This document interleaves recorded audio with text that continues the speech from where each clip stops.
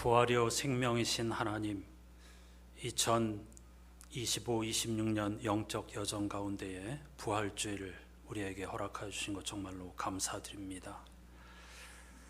2000년 전 우리를 구원하여 달라고 하는 세상 인류의 부르짖음을 외면하지 않으시고 귀 기울여 주신 하나님께서 친히 이 땅에 오셔서 십자가, 영광스러운 십자가의 죽음을 통하여 보좌에 앉으시고 우리를 참된 생명으로 초대하여 주신 것을 또한 감사드립니다. 하지만 2026년 4월 우리 민족은 4.3과 세월호 참사의 상흔의 한복판에서 또 한 번의 부활절을 맞이하며 온 세상은 러시아 우크라이나 전쟁, 미국 이스라엘 이란 전쟁의 소용돌이 속에서 부활절을 맞이합니다. 여전히 우리는 여호와여 구하옵나니 이제 구원하소서, 이제 우리를 형통하게 하소서라고 부르짖지 않을 수 없습니다. 그럼에도 불구하고 부활하신 주님께서 내가 너희에게 평화를 준다고 말씀하셨습니다. 전쟁이 그치는 것만이 평화가 아니고 하나님 안에서 참된 생명을 누리면서 자유와 평화를 누리는 것이 샬롬입니다. 오늘 부활절 예배를 통해 모든 인류가 크고 넓고 깊으신 하나님의 평화를 갈망하며 전쟁을 멈추고 일상을 멈추고 하나님을 찬양하며 우리 존재와 생명의 소중함을 깊이 새기는 복된 주일이 되게 해 주시옵소서. 예수 그리스도의 이름으로 간절히 기원하옵나이다. 아멘.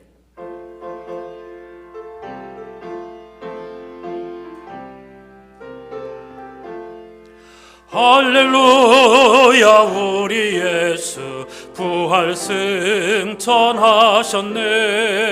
세상 사람 찬양하니 천사와 답하도다. 구주 예수 부활하사 사망 권세 이겼네. 구주 예수 부활하사 사망 권세 이겼네. 할렐루야, 우리 예수 왕의 왕이 되시고 우리들의 중보 되심 성령 증거하시네. 구주 예수 부활하사 처음 열매 되셨네. 구주 예수 부활하사 처음 열매 되셨네.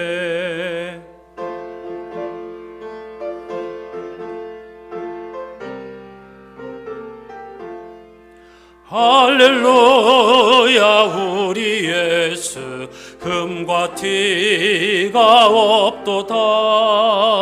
무덤 속에 있는 죄인 주가 일으키시네. 구주 예수 부활하사 영광 주로 오시네. 구주 예수 부활하사 영광 주로 오시네. 자리에 앉으시기 바랍니다. 오늘 부활절 공동기도 함께 드리십시다. 부활의 능력과 봄의 기운으로 만물을 새롭게 하시는 주님, 온 땅이 녹고 싹이 트나 했는데 어느새 온 세상이 꽃대골이 되었습니다. 생명의 기운으로 피어나는 온 산과 들, 이 아름다운 창조 세계를 보며 주님을 찬양하고 기뻐합니다. 날마다 눈부신 햇살과 싱그러운 바람을 감사하며 지구 마을에서 함께 살아가는 각양 동식물들을 통해 생명의 은총을 깨닫게 하시고 그 은총에 기대어 살아감을 잊지 않게 하소서. 또한 그 은총의 통로가 되는 모든 존재를 존중하고 다정히 돌보며 생명의 질서를 배워가게 하소서. 모든 존재들과 연결된 감각 안에서 창조주 하나님을 온전히 예배하기를 원하오니 우리 안에 생명과 평화를 향한 경이로움과 감수성이 날마다 자라게 하시고 주께서 지으신 세계를 선하고 아름답게 가꾸어갈 사랑의 수고를 채워주소서.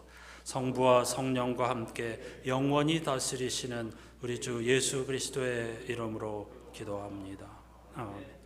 전쟁의 한복판에서 또다시 맞이하는 부활주일, 하나님께서 우리에게 들려주시는 메시지 침묵으로 귀를 기울여 보십시다.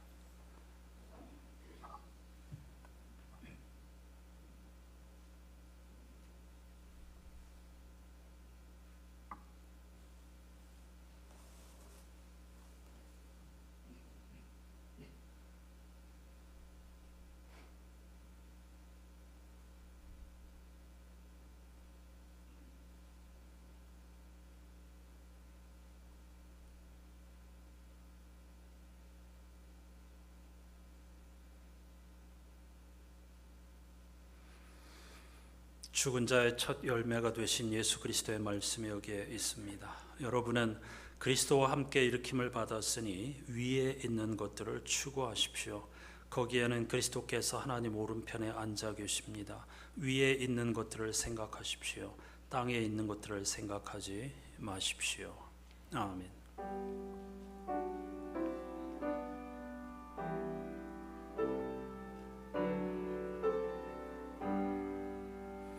그리스도인들이 믿는 도리를 사도신경으로 함께 고백합니다.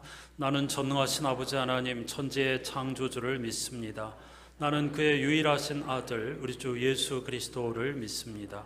그는 성령으로 잉태되어 동정녀 마리아에게서 나시고 본디오 빌라도에게 고난을 받아 십자가에 못 박혀 죽으시고 장사되시어 지옥에 내려가신 지 사흘 만에 죽은 자 가운데서 다시 살아나셨으며 하늘에 오르시어 전능하신 아버지 하나님 우편에 앉아 계시다가 거기로부터 살아있는 자와 죽은 자를 심판하러 오십니다. 나는 성령을 믿으며 거룩한 공교회와 성도의 교제와 죄를 용서받는 것과 몸의 부활과 영생을 믿습니다. 아멘. 이번 주 성서일과에 포함된 시편 118편을 교독하지요. 여호와께 감사하라. 그는 선하시며 그의 인자하심이 영원함이로다.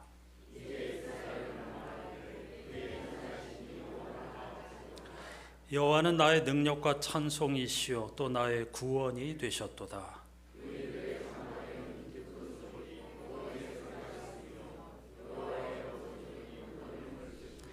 여호와의 오른손이 높이 들렸으며 여호와의 오른손이 권능을 베푸시는도다.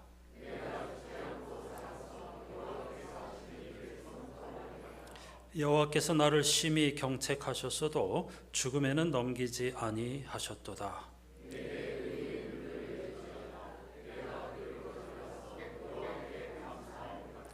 이는 여호와의 문이라 의인들이 그리로 들어가리로다.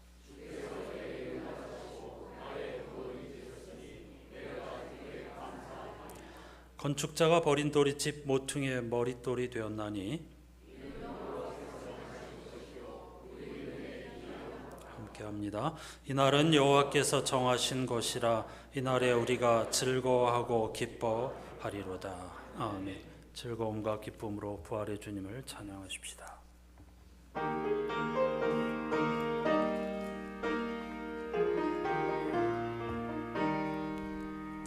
주님께 영광 다시 사신 주 사망 권세 모두 이기시었네.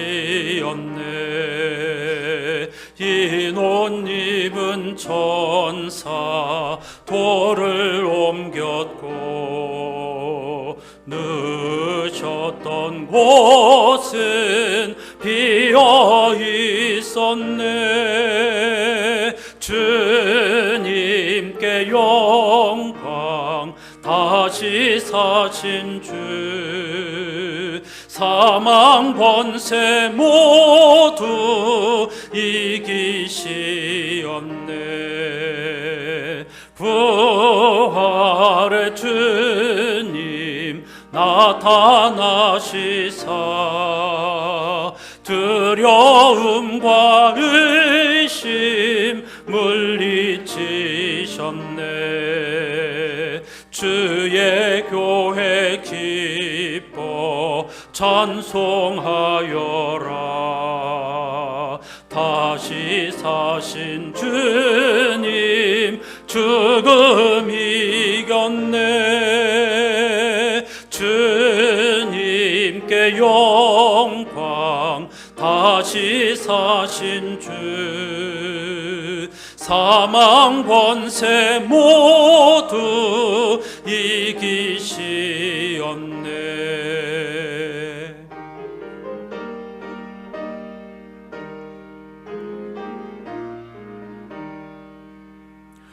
생명의 임금 영광의 주님, 주님 없는 삶은 헛될 뿐이라. 주의 사랑으로 세상 이기고 요단 건너 본향 가게 하소서. 주님께 영광. 다시 사신 주 사망 권세 모두 이기시었네.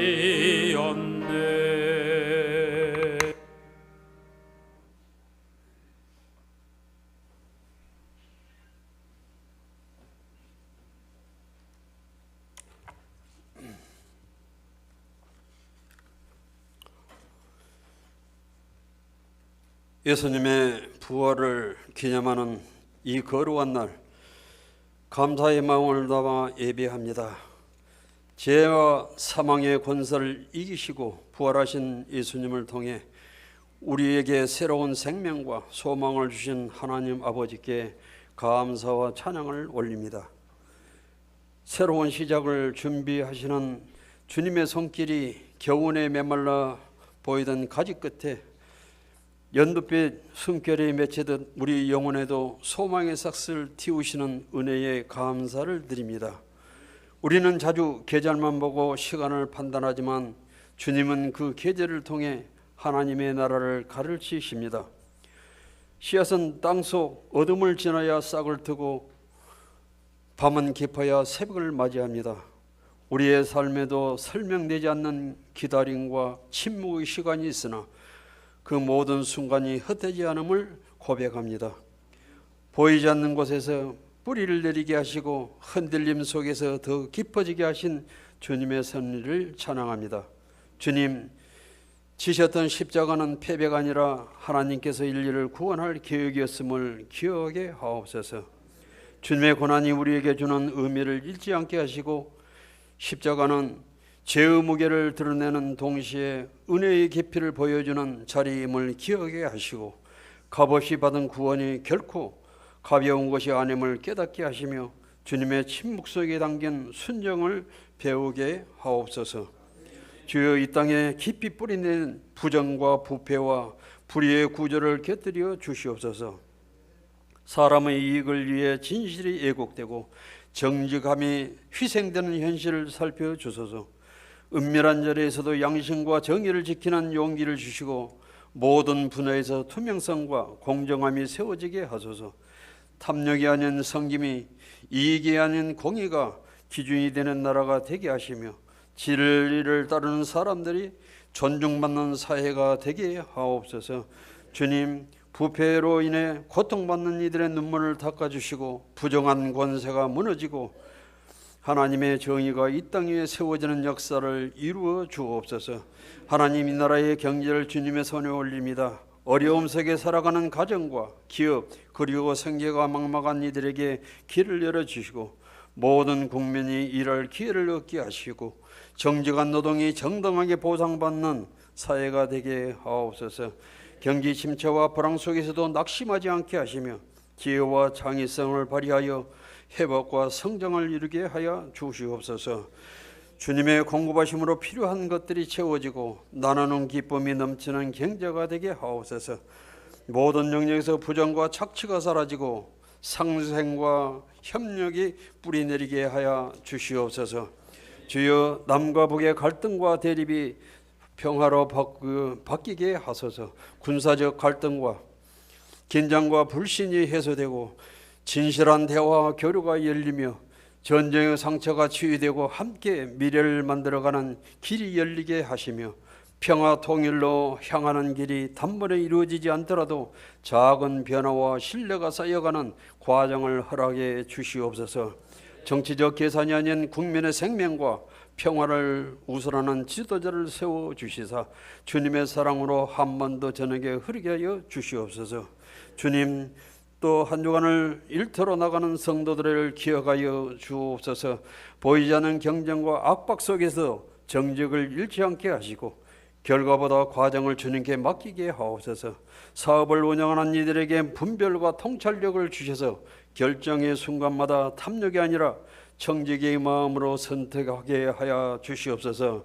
직장에선 이들에게는 성실과 온유함을 더하시고 억울함 속에서도 마음을 지키는 믿음을 허락하여 주소서. 우리의 직업이 단순한 생계의 수단이 아니라 하나님의 나라를 드러내는 자리임을 잃지 않게 하여 주시옵소서. 성령님, 이 시간 우리의 마음에 자정하시어 우리가 드리는 예배가 의식이 아니라 예수님의 생명이 흐르게 하시고 찬양이 노래에 머물지 않고 우리의 영혼의 고백이 되게 하옵소서. 이 시간에 목사님께서 말씀을 대언하실 때에 말씀을 받는 모든 성도님들의 심령에 심겨져 삶의 변화를 가져오는 살아있는 능력이 되게 하시어 세상에서 빛과 소금의 사명을 감당해 나갈 수 있게 하여 주시옵소서. 사망의 원수를 깨뜨리시고 부활의 첫 열매가 되신 우리 주 예수 그리스도의 존귀하신 이름으로 간절히 기도드리옵나이다. 아멘.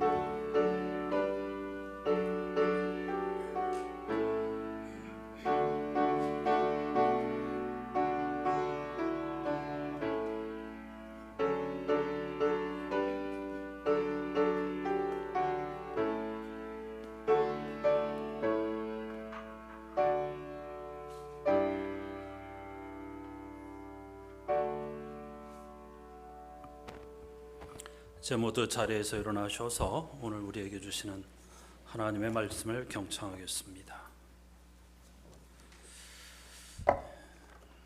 2025-26년 영적 여정 가운데 부활절에 주시는 하나님의 말씀은 신약성서 골로새서 3장 1절부터 4절까지입니다. 1, 2절을 제가 읽고 3, 4절을 여러분들이 읽어주시면 좋겠습니다. 새 한글 성경입니다. 그러므로 여러분은 그리스도와 함께 일으킴을 받았으니 위에 있는 것들을 추구하십시오. 거기에는 그리스도께서 하나님 오른쪽에 앉아 계십니다. 위에 있는 것들을 생각하십시오. 땅에 있는 것들을 생각하지 마십시오. 다 같이. 여러분은 죽었으며 여러분의 생명은 그리스도와 함께 하나님 안에 감추어져 있으니까요.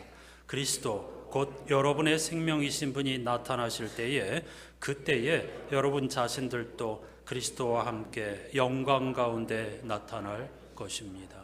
아멘. 자리에 앉으시기 바랍니다. 부활절을 맞아 찬양을 준비하신 분들이 여럿 있습니다. 먼저 양혜룡 장로님과 장세중 장로님 연주와 찬양, 이어서 마리아 여전도의 찬양을 함께 하시겠습니다.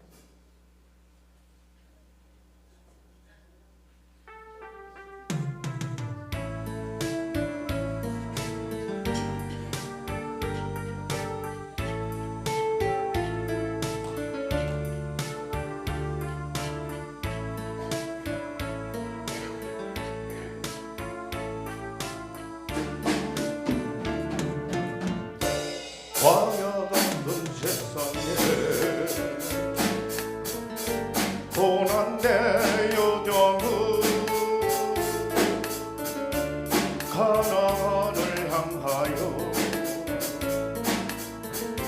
걸어가는 인생길 푸른 불길을 따라 지친 나의 영혼이 가나안을 향하는 나는 설레자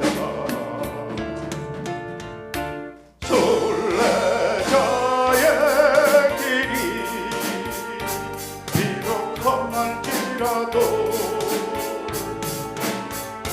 본향을 향하는 소망의 길이라네.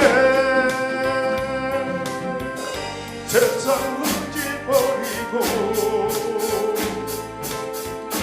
세상 한강 버리고 전능하신 여호와 주만 보고 가리라.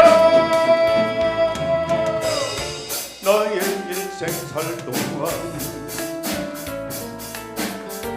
믿음 잃지 않고서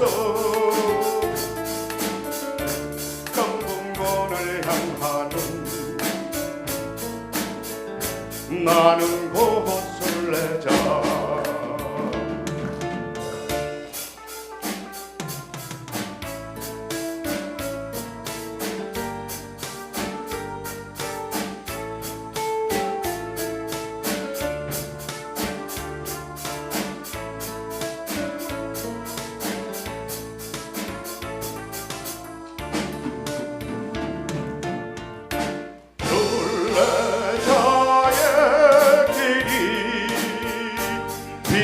험할지라도 본향을 향하는 소망의 길이라네. 세상 굳이 버리고 세상 장작 버리고 전능하신 여호와 주만 보고 가리라. 나의 일생 살 동안 믿음 잃지 않고서 천국문을 향하는 나는 곧 설레자. 나는 곧 설레자.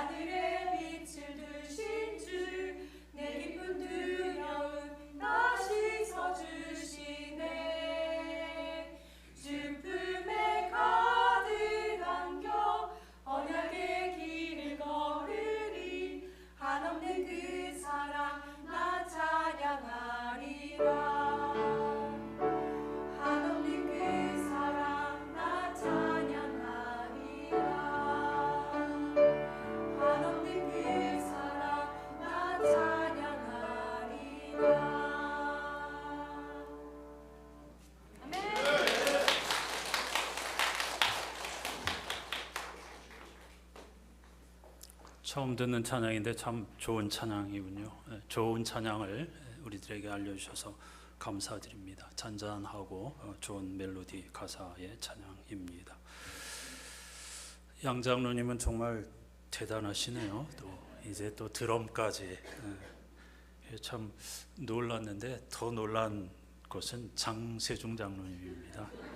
장 장로님 찬양을 좋아하시고 잘 하시는 건 제가 아는데 왜 놀랐느냐면 초보 드러머의 박자에 맞추어서 찬양을 한다는 것은 제가 불러도 쉽지 않은 것 같은데 대단한 찬양이었습니다. 여러분, 부활절기의 신앙 주제는 기쁨입니다.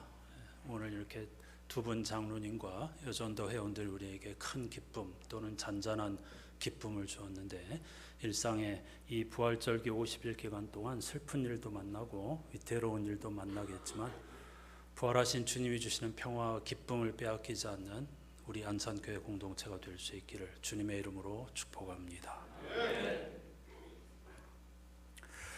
미국 항공우주국에서 발사한 4사람이 탄 유인 우주선 아르테미스 2호가 1972년 아폴로 17호 이후 무려 54년 만에 지구 궤도를 벗어나는 데 성공하였습니다. 그리고 며칠째 시속 수만 킬로미터, 우리가 상상할 수 없는 속도이죠.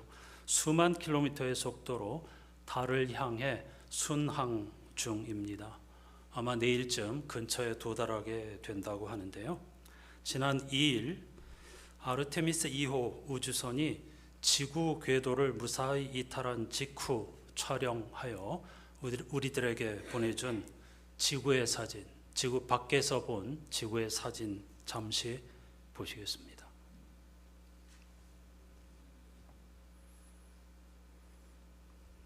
참 선명하죠. 아름답죠. 보시면서 잠시 이어가겠습니다. 이번 탐사를 책임지고 있는 사령관은 지구 전체가 이와 같이 우주선의 창밖에 드러난 순간 우리 4명은 모두 하던 일을 멈추고 넋을 잃을 수밖에 없었다. 이와 같이 당시의 감동을 전하여 줍니다. 그리고 우주선의 조종사 빅터 글로버라는 사람은 이렇게 말했습니다. 우주에서 바라본 지구는 경계가 없었다.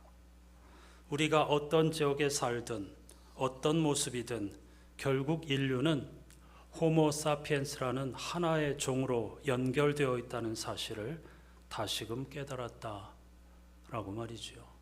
여기 어디 경계가 있습니까? 인종과 민족과 종교의 경계가 그어져 있습니까?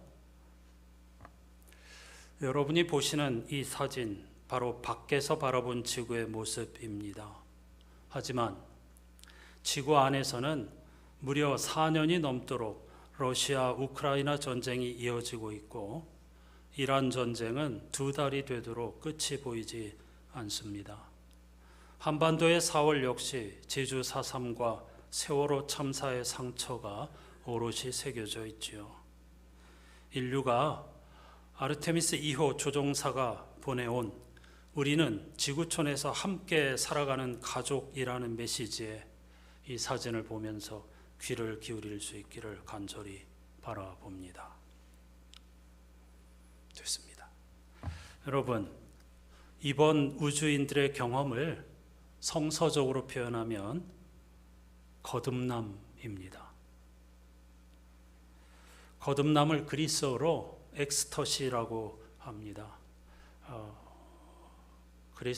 영어죠 사실은. 그런데 그 어원은 그리스어로 엑스 그리고 스타시스라고 하는 합성어, 그리스어 합성어로 엑스터시라고 합니다. 성서의 거듭남을 엑스터시라는 단어로 표현하고 있죠. 직역하면 엑스터시는 환각작용이 아니고요, 밖에 서다, 그런 뜻입니다. 아주 중요한 의미입니다. 우주인들이 우리는 하나라는 강력한 깨달음을 얻게 된 이유가 무엇입니까? 그것은 그들이 지구 밖에 서 보았기 때문입니다. 그들도 우리처럼 지구 안에서 바라본다고 하면 지구 전체를 볼 수가 없을 것이고 이런 엑스터시의 깨달음을 전혀 경험하지 못했겠지요. 그들은 지구 밖에 서서 보았기 때문에 안에 있을 때는 전쟁터 같던 세상이, 아비규환이던 세상이 한없이 평화롭고 아름답고 신비로운 별, 그리고 그곳에는 경계와 차별이 없다는 사실을 새삼 깨닫게 된 것입니다. 따라서 그들은 거기서 어떤 황홀경을 맛보았고 우리들에게 아주 강력한 메시지를 전해주고 있는 것이죠. 오늘은 부활절입니다. 여러분은 성서가 가리키는 부활이 무엇이라고 생각하십니까? 부활은 나사로처럼 죽었다가 언젠가 다시 살아나는 것이 아닙니다. 미안하지만 우리가 죽었다가 이런 몸으로 다시 살아나는 것이 아닙니다. 그것은 나사로의 경우는 소생이라고 할 수 있겠죠. 그는 다시 죽었으니까요. 앞서 말씀드린 우주인들의 고백은 부활의 그림자, 성서가 가리키고 있는 부활의 그림자를 보여주는 매우 좋은 사례입니다. 부활은 예수 그리스도의 복음을 듣고 밖에 서는 경험, 우리의 인식 능력, 우리의 지식, 과학, 우리의 경험, 이와 같은 모든 것들의 밖에 서는 경험을 통해 생명과 죽음의 실체를 새롭게 맞닥뜨리게 되는 것, 그것이 바로 성서가 가리키는 부활의 세계입니다. 오늘 본문은 바로 그 신비를 아주 멋지게 표현하고 있습니다. 이제부터 바울의 이야기를 따라가 보지요. 그는 1절에서 그리스도인의 정체성을 위에 있는 것들에 마음을 두는 사람들이라고 정의합니다. 위에 있는 것들에 마음을 두는 사람들, 위에 있는 것들을 구하고 찾고 두드리는 사람들이라고 말이지요. 그런데 여기에는 조건이 있습니다. 더 먼저 보셔야 할 문장이 있습니다. 당연히 그리스도인들은 위에 있는 것들에 마음을 두는 사람들이지만 조건이 있습니다. 그리스도와 함께 살려주심을 받았으면, 이 바로 그 조건입니다. 만일 우리가 그리스도와 함께 살려주심을 받았으면, 우리말 번역에 빠져 있어서 매우 아쉽지만 1절의 이 첫 번째 문장은 조건문입니다. 영어 성서는 if로 시작합니다. 히브리 성서, 헬라어 성서 모두 조건절로 되어 있습니다. 여러분은 그리스도와 함께 살려주심을 받았습니다가 아닙니다. 만일 여러분이 그리스도와 함께 살려주심을 받았다면, 이렇게 시작합니다. 완전히 다르죠? 여러분은 그리스도와 함께 살려주심을 받았습니다와 만일 여러분이 그리스도와 함께 살려주심을 받았다면은 완전히 다른 문장이죠. 첫 문장부터 예사롭지 않습니다. 이제 이 조건문을 여러 번역을 통해 다시 읽어보면서 한 걸음 더 깊이 들어가 보겠습니다. 먼저 우리에게 익숙한 세 가지 번역을 읽고 나머지 한 가지를 읽어보겠습니다. 개역개정을 함께 읽으십시다. 너희가 그리스도와 함께 다시 살리심을 받았으면. 천천히, 거의 비슷합니다. 이번에는 새 번역을 읽어보죠. 여러분이 그리스도와 함께 살려주심을 받았으면. 공동번역 개정을 읽어보겠습니다. 여러분은 그리스도와 함께 다시 살아났으니. 여기까지.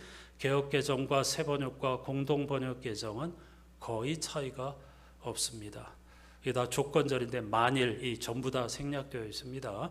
만일 우리가 예수 그리스도와 함께 다시 살리심을 받았으면. 이 세 가지 번역은 모두 같습니다. 다시 살리심을 받았다, 이렇게 번역하고 있습니다. 다시 살다, 한자로 바꾸면 뭡니까? 부활이죠. 다시 붙자 살아날 활, 환자를 직역하면 다시 살다입니다. 따라서 우리에게 익숙한 이 세 가지 번역을 보면 이거 부활을 말하는구나. 그럼 부활은 다시 살아나는 것이구나. 이런 식으로 넘겨짚기 쉽습니다. 그런 뜻 아닙니다. 이번에는 새 한글 성경으로 읽어보겠습니다.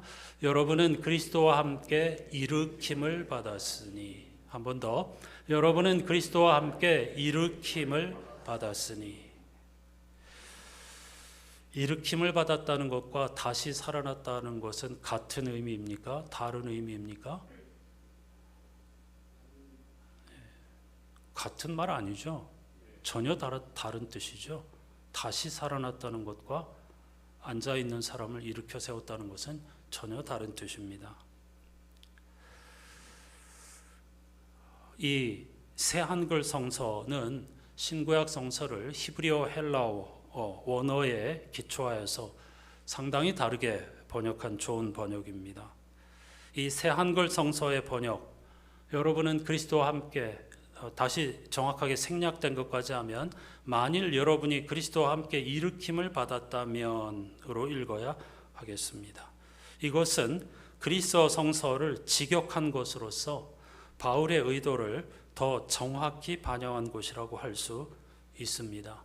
다시 살아나다라는 단어에서 우리가 부활을 떠올린다고 하면 그건 부활에 대한 오해의 소지가 있으니까 성서가 가리키는 부활은 일으킴을 받는 것입니다. 다시 살아나다와 일으킴을 받다는 전혀 다른 뜻이죠. 그리스어 일으키다는요, 깨우다 혹은 눈을 뜨게 하다라는 뜻입니다. 이게 부활의 핵심입니다. 우리의 눈을 뜨게 하다. 지구 안에서 바라보던 세상이 아니고 밖에서 지구를 바라보던 우주인이 새롭게 지구에 대해서 눈을 뜨게 되었죠. 우리의 정체성에 대해서, 인간의 정체성에 대해서 새롭게 깨달았죠. 눈을 뜨게 되었죠. 그것을 성서에서 일으킴을 받았다라고 표현하고 있습니다. 따라서 바울은 지금 이 본문을 통해서 그리스도인이란 예수 그리스도와 함께 혹은 예수님을 따라서 깨우친 사람, 깨달음을 얻은 사람, 다시 말하면 눈을 뜬 사람이라고 말하고 있는 것입니다. 찬송 시인의 경우 이렇게 노래합니다. 이 중요한 포인트를 이와 같이 노래하죠. 두 가지만 생각해 보면, 잃었던 생명 찾았고, 그 다음 뭐죠? 광명을 얻었네. 빛을 보았다는 것입니다. 예수 그리스도 안에서. 요한복음 버전을 따라가면 우리는 모두 나면서부터 앞을 보지 못하던 사람들이었습니다. 그런데 예수 그리스도의 십자가와 부활을 통해서 빛을 보게 된 사람들입니다. 이 빛의 경험을 부활이라고 이야기하고 있는 것이죠. 또 한 가지, 아까 여러분들이 예배 시작하면서 부른 부활 찬송 가운데 하나, 하늘 문을 여셨네 할렐루야. 이 찬송 4절, 하늘 문을 여셨네, 빛을 보았다는 것과 똑같은 뜻입니다. 하나님의 나라가 시작되었다는 것을 예수 그리스도의 십자가와 부활 안에서 깨닫게 되었다. 이걸 하늘 문이 열렸다, 이렇게 표현하고 있는 것입니다.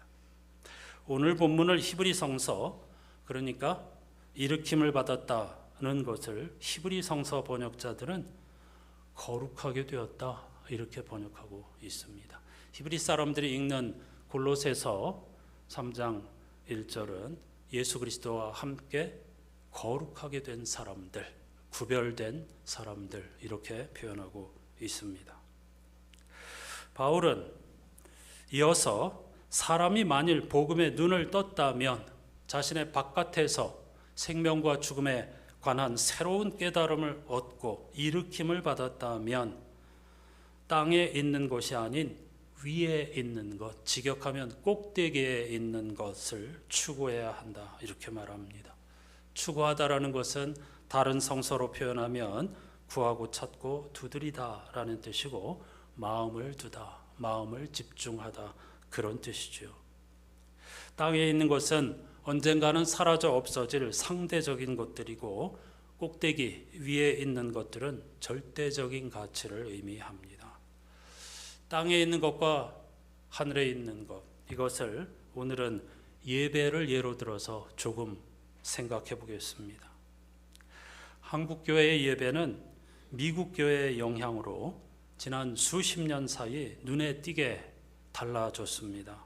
찬송가 대신 이른바 CCM이 물밀듯 교회 안으로 물려 들어왔고, 피아노, 오르간 대신 화려한 풀 밴드와 함께 뜨거운 예배를 드리고 있습니다. 많은 이들이 그런 예배를 선호하죠. 그런데 문제는 사람들이 이런 변화를 가리켜 살아있는 예배, 열린 예배라고 말한다는 사실입니다. 잘못된 표현은 아니지만 거기에는 살아있다는 것을 감정으로 측정한다는 전제가 살며시 숨어 있습니다. 이게 매우 위험한 것입니다. 물론 감정이 예배에서 불필요한 요소라는 말씀은 전혀 아닙니다. 시편을 보면 기쁨과 탄식, 분노와 간청이 날 것 그대로 담겨 있죠. 초대교회의 예배도 침묵과 정적 속에만 머물지 않았습니다. 문제는 감정이 예배의 목적 중심이 되는 순간부터 시작됩니다. 우리는 언젠가부터 예배를 잘 드렸다는 말을 예배에서 감동받았다는 말과 같은 뜻으로 사용하고 있습니다. 깊이 생각해 보십시오. 4세기 교부 아우구스티누스는 이 위험을 누구보다 먼저 감지하였습니다. 그는 음악이 가져다주는 감동이 때로는 말씀보다 더 강하게 영혼을 사로잡는다고 고백하였습니다. 우리도 그런 경험하죠. 그 자체가 잘못됐다는 것이 아닙니다. 설교 재미있습니까? 재미없죠. 그런데 여러분, 특송 찬양 들으면 즐겁잖아요. 딱딱한 말씀보다 찬양이 우리를 더 감동하게 하는 경우가 실제로 매우 많습니다. 그렇지만 어거스틴은 이렇게 고백했습니다.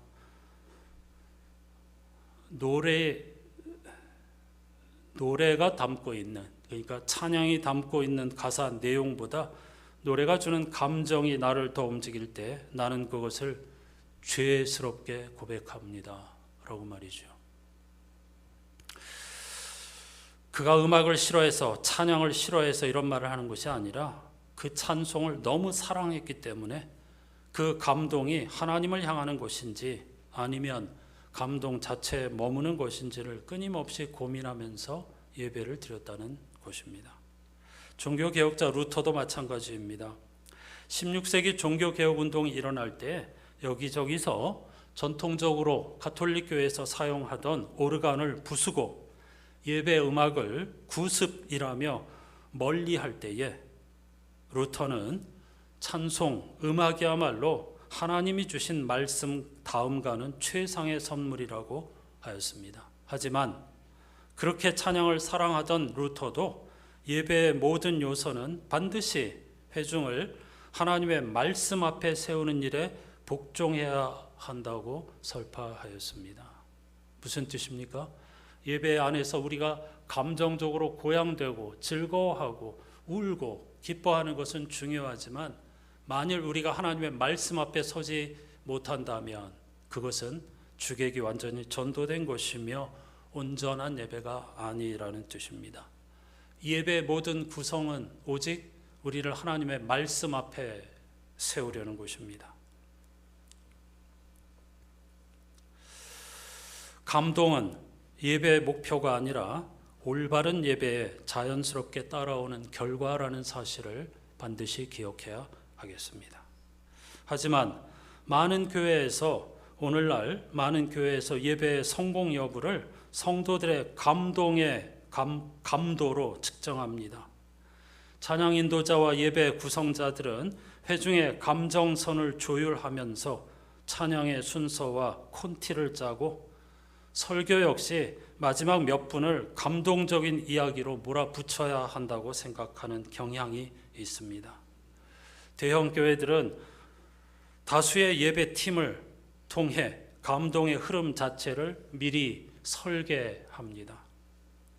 이게 왜 문제가 됩니까? 인간의 감정이란 것이 본디 변덕스럽고 소비적이기 때문입니다.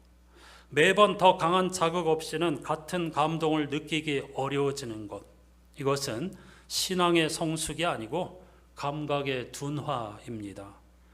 스포츠를 보면서 흥분하고 영화관에서 눈물 흘리는 것과 구조적으로 다르지 않은 경험이 예배당 안으로 들어올 때 사람들은 자신도 모르게 진정한 예배를 좋은 감정 경험과 동일시하기 시작합니다.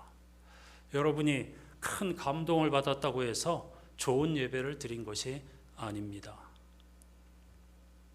미국의 예배학자 로버트 웨버라고 하는 사람은 이와 같은 현상을 예배의 소비화라고 불렀습니다. 오늘날 수많은 현대인들이 예배를 물건을 사듯 쇼핑하듯 소비한다는 뜻입니다. 어디가 더 화려한 조건에서 예배를 드리는가? 어떤 찬양대와 오케스트라가 더 우리에게 좋은 감동을 주는가? 이런 기준을 따라서 환경을 따라 소비하듯이 쇼핑하듯이 예배 드리는 성도들이 아주 많아졌다는 지적입니다. 예배의 길을 잃어버리는 것은 한순간에 일어나지 않습니다.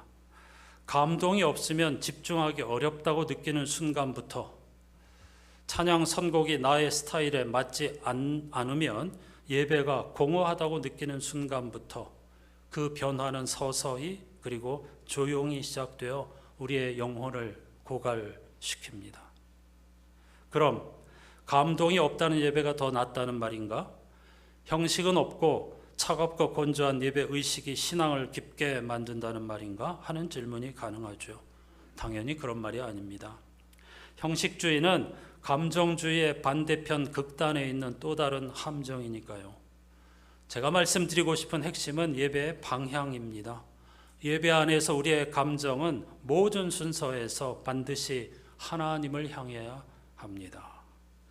감동과 감정이 예배의 동력이 아니라 예배의 열매로 자리할 때에 그 감동은 우리의 신앙을 더 깊고 폭넓게 하여 줄 것입니다.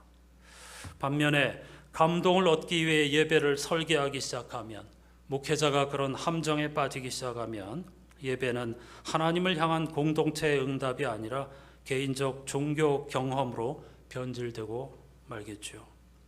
다양한 예배 형식은 얼마든지 존중받아야 합니다. 다만 어떤 형식을 선택하든 우리는 이 질문 앞에 정직해야 합니다. 나는 지금 예배라고 하는 시간과 공간에서 하나님 앞에 서 있는가? 하나님의 말씀 앞에 나를 세우고 있는가? 아니면 예배라고 하는 경험을 감정적으로 소비하고 있는가? 이것이 바로 위의 것을 추구하는 예배자와 땅에 있는 것들을 추구하는 예배자의 차이라고 말씀드릴 수가 있겠습니다. 다시 본문으로 돌아가 보지요. 적지 않은 성도들이 땅에 있는 것 말고 위에 있는 것들을 하나님의 명령으로 여기고 부담스러워합니다. 이런 본문을 만나면 상당히 불편하고 부담스러워합니다. 우린 분명히 땅에 살고 있는데 먹고 마시고 소비하고 일하고 그런 삶을 살아야 하는 존재인데 왜 땅의 것을 생각하지 말고 위의 것들을 생각하라고 하는가? 무척 부담스러워합니다. 그리고 진지하게 귀 기울이지 않습니다. 여러분도 그러신가요? 너무 염려하실 필요 없습니다.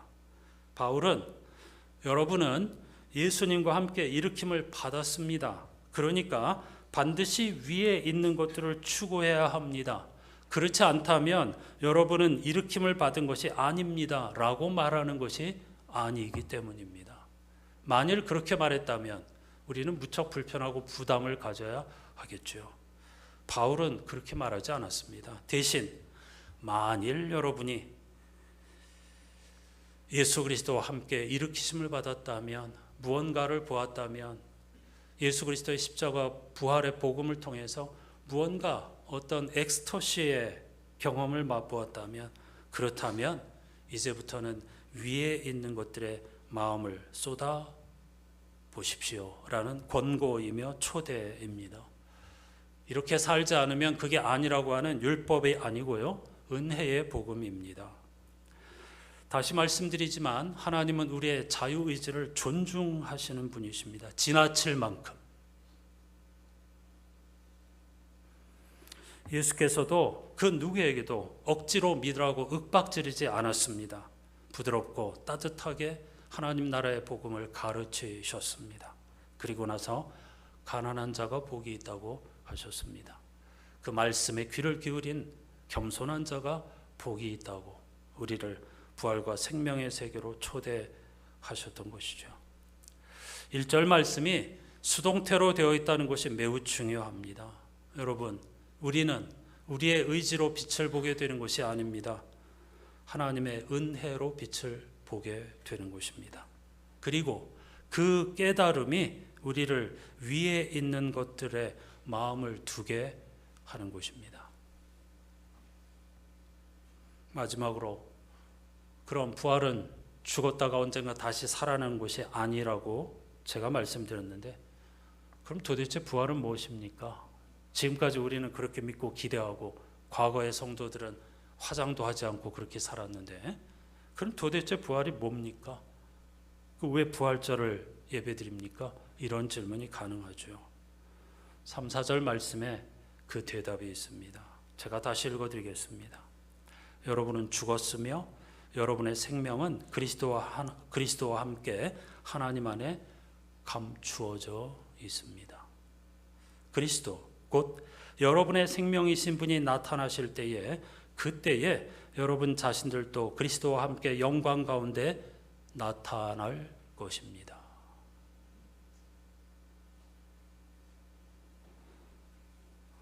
이 말씀을 깊이 생각해 보시기 바랍니다. 감추어져 있다는 것이 핵심입니다. 그런데 부활을 함부로 정의할 수 있습니까? 그건 매우 위험한 일입니다.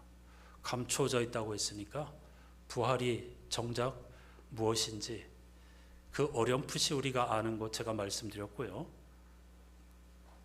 일으킴을 받았다.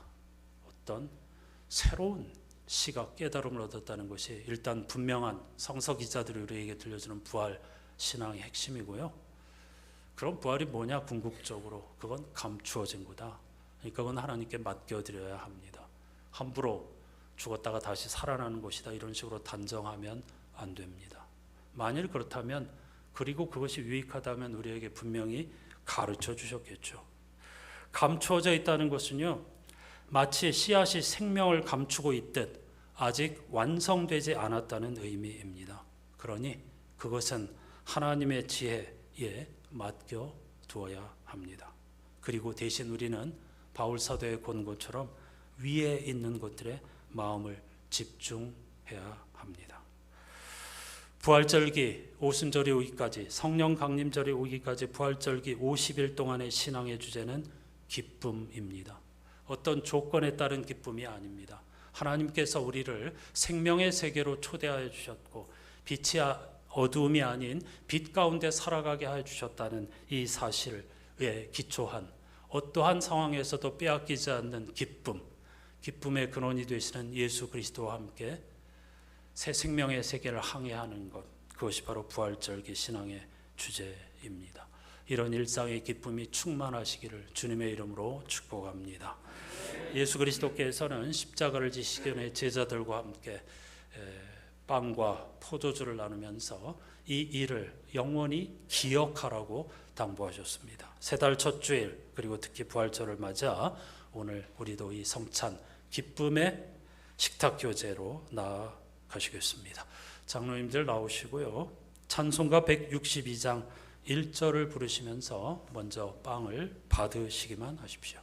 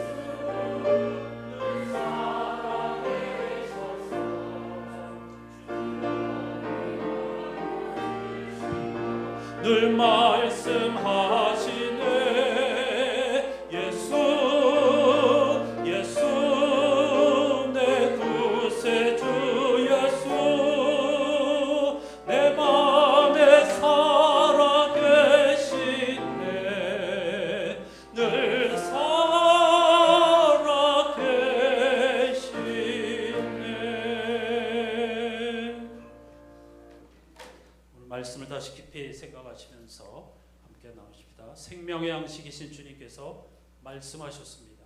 여러분은 나와 함께 일으킴을 받았으니 위에 있는 것들에 마음을 두십시오. 다 같이 아멘. 새 달에도 부활의 주님과 함께 감추어진 생명의 세계에 눈을 뜰 수 있도록 날마다 우리를 도와주소서.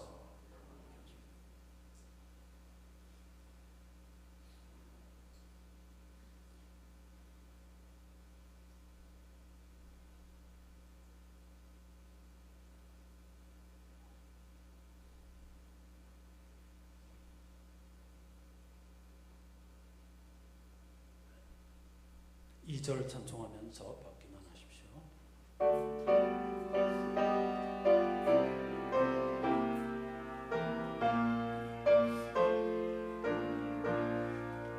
온 세상 살펴보니 주 사랑 알겠네.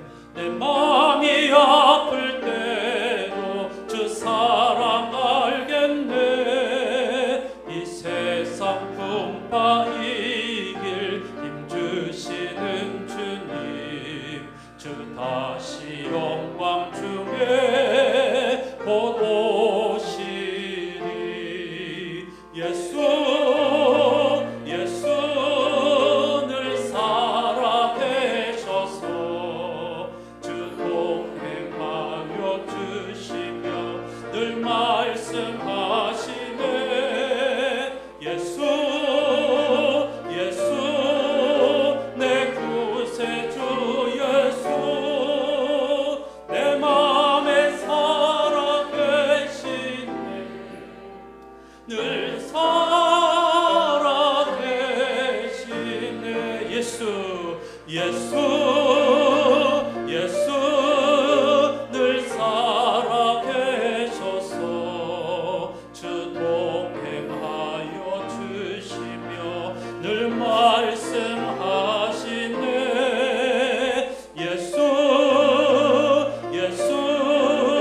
내 구세주 예수, 내 맘에 살아계시네. 늘 살아계시네.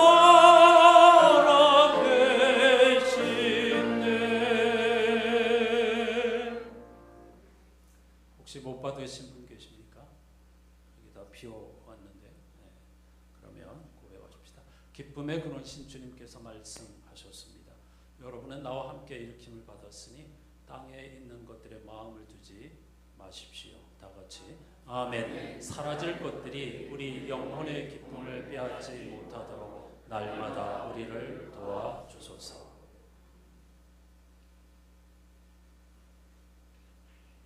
삼절을 함께 찬양하십시다.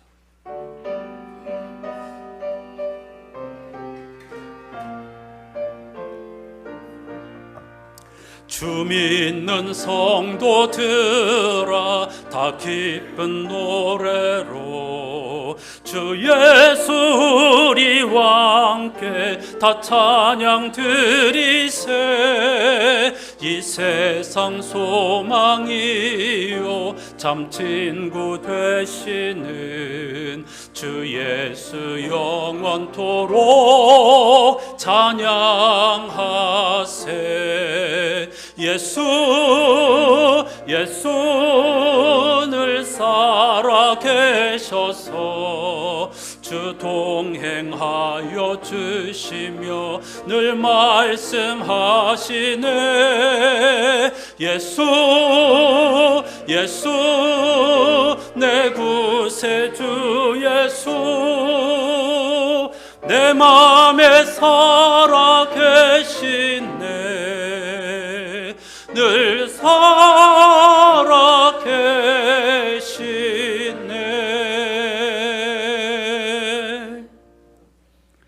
하나님 감사합니다. 우리의 인생 가운데서 또 한 번 부활절 우리에게 허락하여 주시고 기쁨과 감사 신비 가운데에서 하나님을 예배할 수 있게 하여 주신 것 정말로 감사드립니다. 사도 바울은 우리가 만일 그리스도와 함께 일으킴을 받았으면 위에 있는 것 썩어 없어질 것 아니고 영원한 것을 것에 마음을 두고 살아야 한다고, 그것이 바로 거룩하게 구별된 그리스도인의 삶이라고 가르쳐 줍니다. 일으킴을 받았다고 하는 것은 새로운 깨달음을 얻었다는 뜻입니다. 마치 우주인들이 지구 안에서 서로 아기다툼하며 살던 세상이 전부이던 우주인들이 지구 밖에서 지구를 보았을 때에 황홀경을 경험한 것처럼 말이죠. 우리도 예수 그리스도의 십자가 부활에 집중하면서 그 안에서 생명과 죽음을 새롭게 발견하고 눈을 뜨는 빛을 보는 우리들이 되게 해 주시옵소서.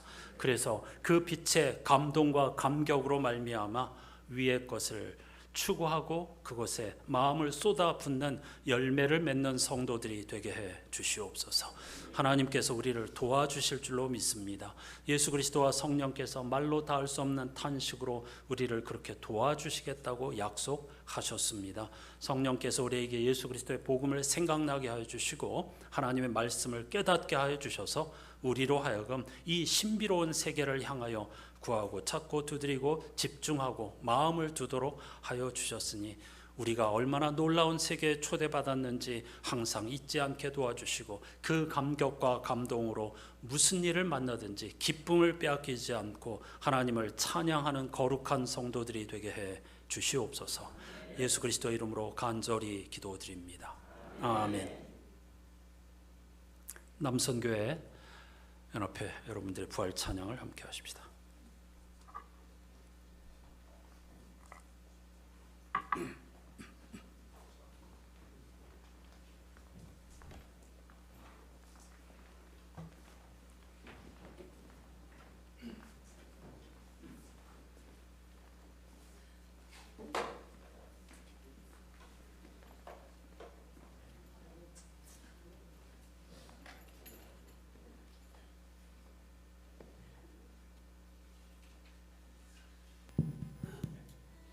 할렐루야. 다 하시는 찬송이시니까요. 우리 함께 하시면서 하나님께 영광 올려드리도록 하겠습니다.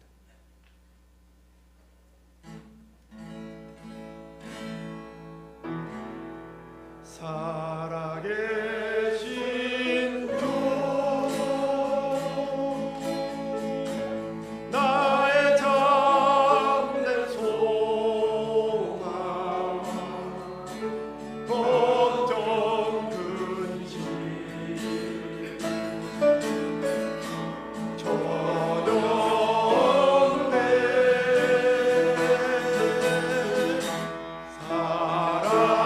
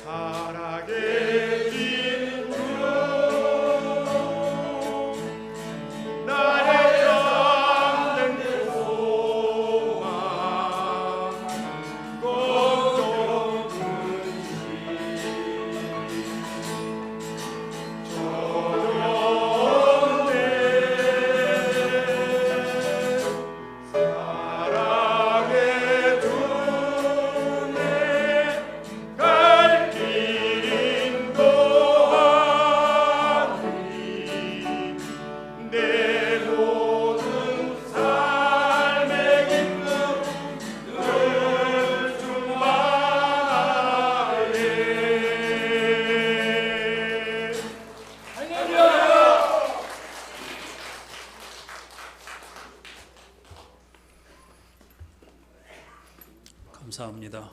부활절 절기 50일 동안 신앙의 주제가 뭐라고 했죠? 기쁨. 따라서 오늘 이렇게 인사하십시다. 서로를 향하여 항상 기뻐하십시오.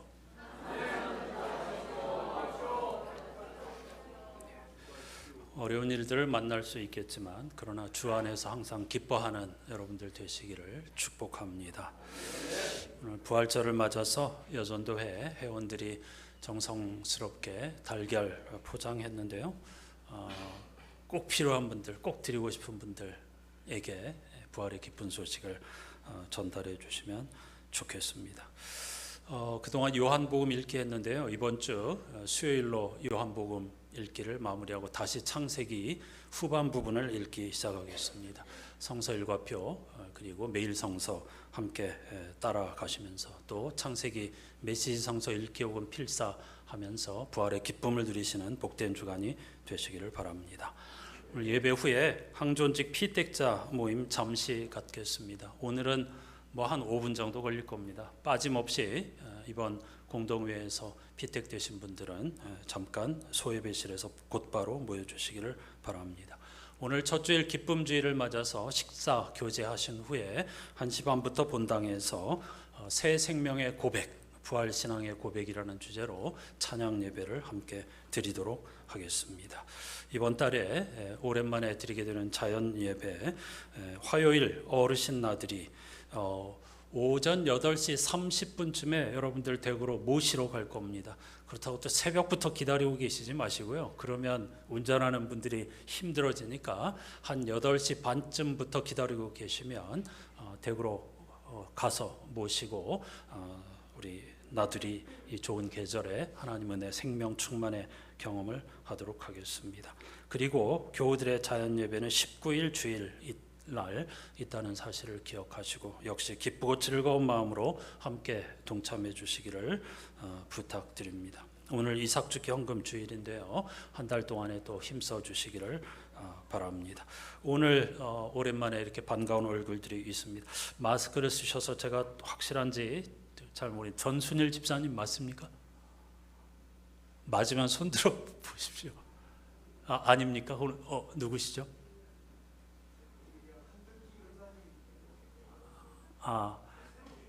그렇습니까? 죄송합니다. 제가 잘 안 보여가지고. 그러면 정말 처음 뵙는 분이군요. 두 분, 그리고 오랜만에 우리 김다은 선생님이 예배 오셨습니다. 여러분, 이번 3월부터 웅천중학교 수학 선생님으로 부임했습니다. 그동안 정말 열심히 준비하고 노력했는데 마침내 꿈에 그리던 교사의 직분을 받게 되었습니다. 축복합니다. 정말 스승을 찾아보기 어려운 시대에 좋은 거룩한 선생님이 되시기 바라고, 저 멀리 완도 경찰서의 김재환 순경께서도 오셨습니다. 순경으로 지금 복무하고 있는데, 반가운 얼굴들 뜨거운 박수로 환영하십시다.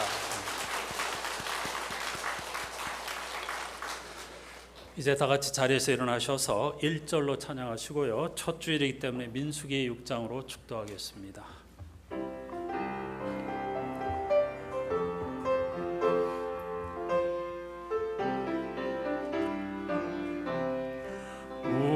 우리 다시 만날 때까지 하나님이 함께 계셔 훈계로서 인도하며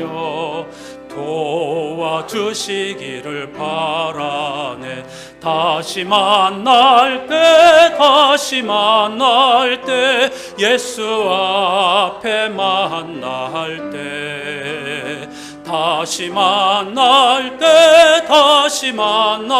때 그때까지 계심 바라네. 다시 만날 때 예수 앞에 만날 때 다시 만날 때 그때까지 계심 바라네.